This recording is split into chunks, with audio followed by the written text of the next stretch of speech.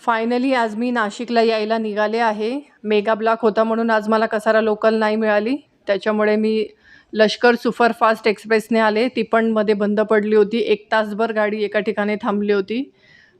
आसनगाव आणि कसाराच्या मध्ये. स्टेशनवर नवीन झुमके घेतले. ते घालून मी थोडंसं फोटो वगैरे काढला, व्हिडिओ केला. त्यानंतर ते कानातले चेंज केले कारण खूपच मोठे वाटत होते. कम्फर्टेबल नव्हते वाटत, त्याच्यामुळे चेंज करून टाकले कानातले. त्यानंतर कसाऱ्याला उतरले.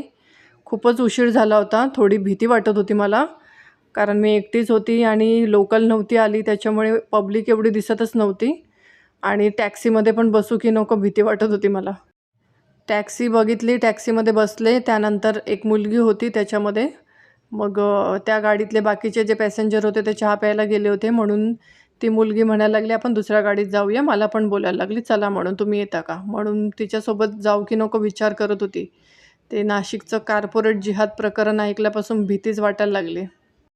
सगळ्या प्रकरणांमुळे कोणावरही विश्वास ठेवायला भीती वाटते आता.